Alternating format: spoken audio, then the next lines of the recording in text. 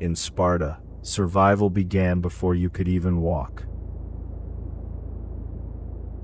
The boys who survived were raised differently than anywhere else in Greece. At 7 years old, he was taken from his family. No long goodbyes. The agoge was not a school, it was a forge. Food was deliberately scarce.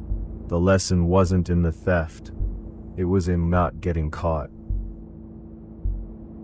The goal wasn't to break them, it was to prove that pain had no power over a Spartan's will.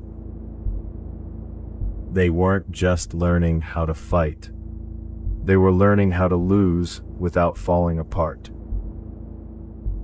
This bond would become Sparta's greatest weapon. This was only the beginning, because the real test was still ahead. At 7 years old, a Spartan boy was taken from his mother. This was the beginning of the agoge, the harshest training system the ancient world had ever seen. He would sleep on reeds he cut himself. He would go hungry, not by accident, but by design. Pain wasn't punishment. Pain was preparation. Every day tested the body. Every night tested the will. By his teenage years, he trained with a real spear, a real shield.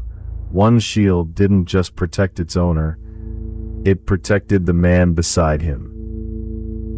At 20, he became a full Spartan soldier. His mother's final words, as she handed him his shield, were simple. "Come back with this, or on it." Persia's army, the largest the world had ever seen, was marching toward Greece. Sparta didn't send its full army. It sent 300. At Thermopylae, 300 Spartans held a narrow pass against an army of hundreds of thousands. They didn't fight to win. They fought to buy time. The training that began at age 7 ended on that battlefield. 2,500 years later, we still speak their name. 300 Spartans died at Thermopylae, but their deaths were never meant to be the end of the story.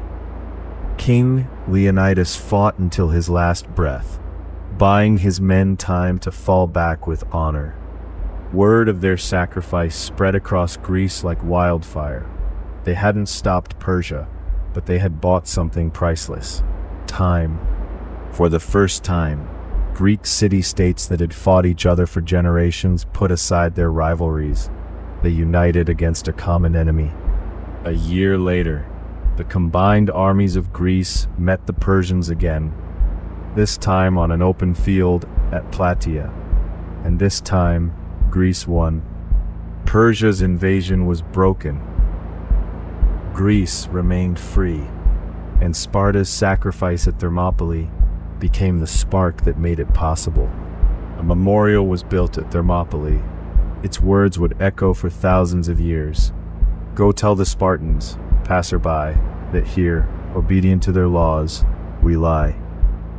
2,500 years later, the story of the 300 still inspires soldiers, athletes, and everyday people who face impossible odds.